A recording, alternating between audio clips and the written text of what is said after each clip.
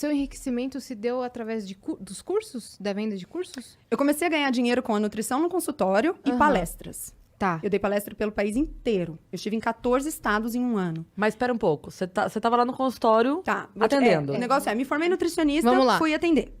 Ponto. Me formei nutricionista.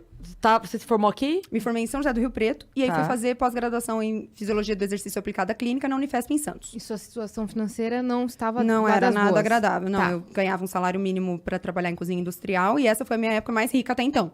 Porque a minha infância foi bem complicada. Eu vi, acho que um corte que você fala que um morador de rua te deu dinheiro. Tem isso, tem. Eu já ganhei R$5 de um morador de rua. Era bem complicado. Até outro dia alguém me deu uma bronca. Falou, você conta história em todo lugar que você vai. Então tem essa história na internet pra caramba. Mas eu vim de não ter dinheiro mesmo, porque eram duas famílias. A família do lado do meu pai não passava necessidade, mas não tinha grana. Era todo mundo estável, mas não tinha grana. A família do lado da minha mãe não tinha grana nenhuma. Então, na casa da minha mãe, a gente passou fome. Moramos em casa que não tinha luz. Eu vendi revistinha no sinal. Era realmente um corre. E aí, eu vivi essas duas realidades o tempo todo. Dois mundos, né? Dois mundos opostos. Diferentes, Então, eu ia pra escola particular, porque meu pai dava um jeito de pagar, mas eu não tinha estojo. Sabe? Me identifico. Você passou isso também? Uhum. Muita gente passou isso. Sempre que eu falo isso, as pessoas falam, então tinha a excursão da escola. Não podia ir, imagina.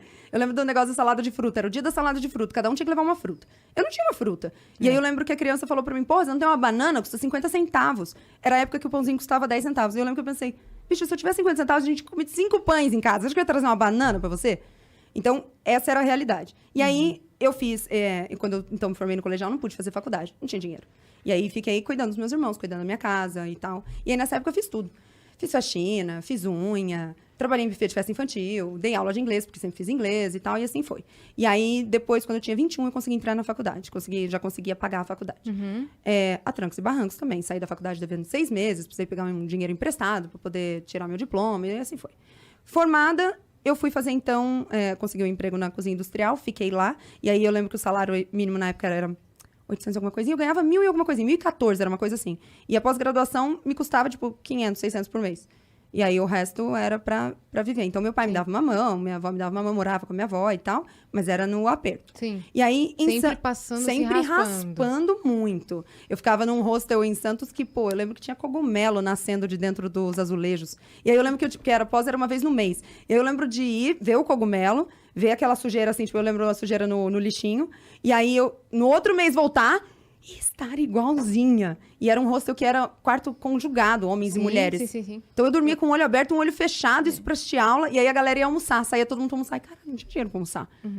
Tinha clube social, tinha biscoitinho, mas não podia sair pra almoçar num quilo. Imagina, não sei nem quanto vai dar meu prato. Era nesse nível do negócio. E aí foi nessa... Tinha cozinha no hostel, às vezes dava ali pra... Cara, e a cozinha do hostel era uma judiação, porque eu sempre ia muito feroz pra ver se eu conseguia tomar um café. E aí era assim, era um leite azedo. Tinha um pão, mas não tinha uma manteiga. Era um negócio... geladeira com um monte de coisa estragada. Isso. Eu fui recepcionista de um hostel, por isso que eu tô ligada na situação. E a galera que é dona do hostel tá ligada nessa situação, né? Tá. Mas não tem o que fazer. Até porque eu lembro que custava, sei lá, R$14 pra dormir, comer... Porque o dinheiro que se ganha não paga as reformas necessárias, entendeu? Entendi. Mas a gerência... Meu irmão era o gerente. Ele fazia o melhor pra... Sim, pra tentar, com o pouco que tinha, entregar alguma coisa, entendi. Exato. Eu nunca praguejei. Mas não, muito hostel não compensa de ter. Imagino. Não compensa de ter, tanto que ele fechou o hostel. Era onde? Na Vila Madalena. Ah, aqui em São Paulo. Aqui em São Paulo. E era um hostel até que legal. Não era nem tão barato, mas nem tão caro. Só que tinha muito desses problemas, né? De cozinha compartilhada. E aí um pegava a comida do outro, aí outro não tinha comida, e roubava da mochila do outro. Aí hóspede que depois descobria que era meio doido. E eu ia falar isso agora, que a questão pra mim mais assustadora é qualquer pessoa podia dormir lá. Então tinha uma galera estranha. Como que eu vou dar um diagnóstico de doido pra pessoa, entendeu? Não, só pode viajante e estudante. Não, cara, o cara que tá na rua e conseguiu um dinheiro naquele dia, ele ia dormir lá. E aí num quarto com a gente. Um banho. Né? Então, E tomar um banho. Às vezes, sei lá, eu hospedei sem querer um cara que depois veio a ser doido. Aí meu irmão, mano, como que você hospedou esse cara? Mas como que eu não ia hospedar esse cara? Ele chegou e pagou, com a mochila dele, se comunicou muito bem, entendeu? Mas aí assim, passei essa época feliz da vida. Eu amava, achava o máximo ir pra pós, achava o máximo passar o final de semana em Santos e tal.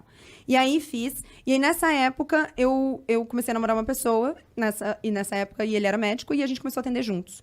Ele me quebrou um galhão, me botou numa sala e tal, e me ajudou no começo e tal. E aí foi nessa época que o Instagram começou a acontecer. E aí foi o Instagram.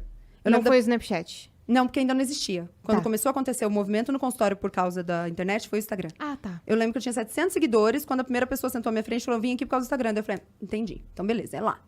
E aí eu comecei a produzir conteúdo pra caramba, quando não existia ainda esse termo, produzir conteúdo. Era muito. E aí é aquilo, né? Hoje tem 1.100.000 pessoas ali, mas, pô, eu lembro de ter muito post com 6 curtidas, 12 curtidas, 1 comentário. E eu tava sempre a milhão, muito mais do que eu tô hoje. E aí o consultório começou a crescer bem.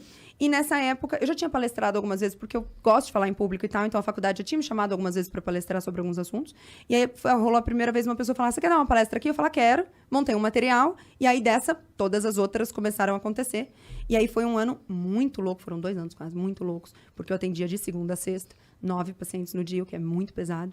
E aí, na sexta-noite, entrava num avião, palestrava sábado o dia inteiro, domingo o dia inteiro, lidando com esse amor, que é maravilhoso, mas pesa. Porque então tinha um limite de pessoas no auditório. Podia ter 200, porque eu recebia todas essas pessoas.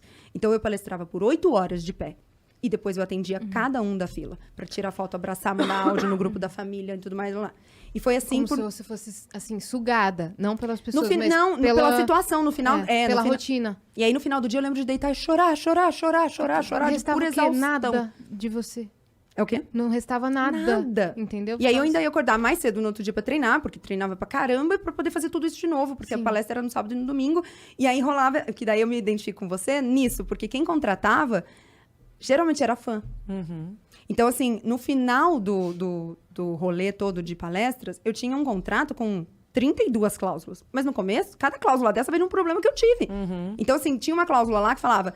O jantar pós-evento só pode ter na mesa 4 pessoas. Quando alguém lê isso, fala, nossa, que estrela, por que não pode sentar com ela? Não, porque eu já sentei numa mesa depois de 8 horas falando de pé e atendendo todo mundo, com 16 pessoas, em que 9 eram fãs, e eu não pude comer, e fiquei o tempo todo, porque eu não consigo fazer o que você faz, então eu fiquei o tempo todo me doando ali, e fui dormir por 4 horas para fazer tudo de novo. Então, assim, era uma loucura.